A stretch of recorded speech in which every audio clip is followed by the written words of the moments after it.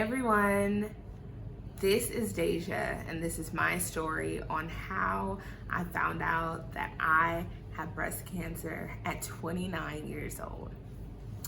So, time and time again, when I go to doctor's appointments or I go to any type of follow-ups with my treatment, I hear that I'm so young. And that statement alone is what caused my diagnosis to take 2 years because I was too young for breast cancer. So, story time on how everything happened. I'm getting up in the morning. It's a typical morning, 29 years old, doing my morning routine, eating breakfast, taking care of my personal hygiene, and I decide to hop in the shower.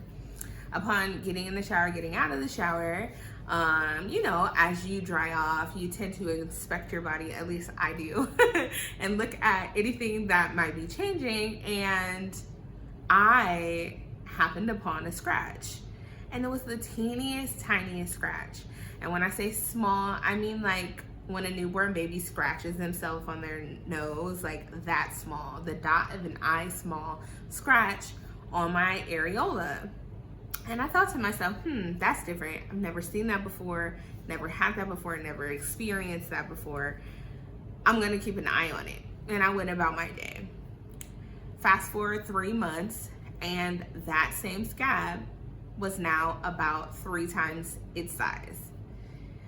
It would go through this cycle where it would scab up, heal up seemingly, and almost turn to normal skin, and then fall off completely to an open wound. And each time that it did that, every month that it did that, the scab size got larger. It got larger to the point where it went from just being on my areola to being on my areola and half of my nipple once I was diagnosed. So 6 months in, 6 months of this happening, I went to see a doctor. The doctor heard my concerns about my body changing, took a look, dismissed it, and instead wanted to talk about diabetes, which I do have. She spent the entire appointment asking me questions about my diabetes, asking me what was going on with my health versus paying attention to the symptoms I was presenting. At 30, because I was officially 30 at this point, I was 29 in the beginning, turning 30, she wasn't concerned about breast cancer. She dismissed it. She wanted to talk about what she felt was pressing or what she felt was important, even though my diabetes at that time was controlled. So I was dismissed by the first physician I saw completely. But after 6 more months of this happening, we're now a year into these symptoms, and the scab is growing bigger every day. I sought out another physician, and this physician was concerned. He took photos, he sent them to his colleagues to get answers because he was not well versed in this situation. He wasn't well versed in breast cancer in somebody my age. Once again, I heard the statement too young. He hadn't seen breast cancer presenting in the way that it was presenting on me. He kept asking me if I was breastfeeding, and I didn't have any babies. And I was like, no. He kept asking questions though. He was concerned. He sent me for my first mammogram and ultrasound, and because there was no lump or any mass seen, once again, I was dismissed. I was marked as not urgent.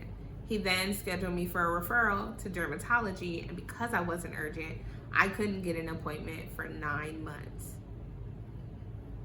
I had already been a whole year into these symptoms, and I still couldn't get an appointment for 9 months. Even though I suspected cancer, I gave him the name of the cancer that I suspected, and it still was marked as non-urgent, and they pushed me out to the soonest appointment that they could get me into.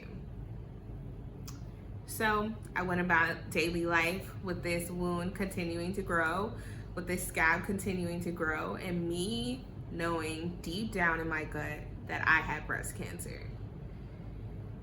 That was probably the hardest part, knowing that I had cancer and getting a physician, getting a person to acknowledge my diagnosis so that I could get treatment.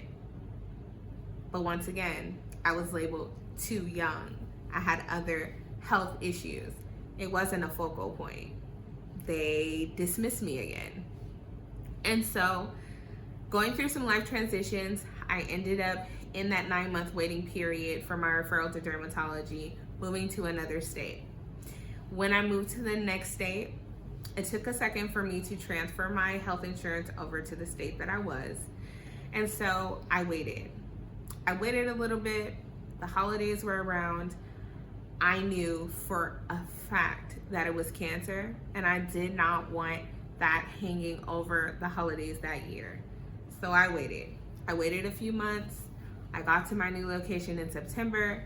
I waited until the end of December, and I sought out an organization that helps with the detection of breast cancer. This organization is called Red Rose.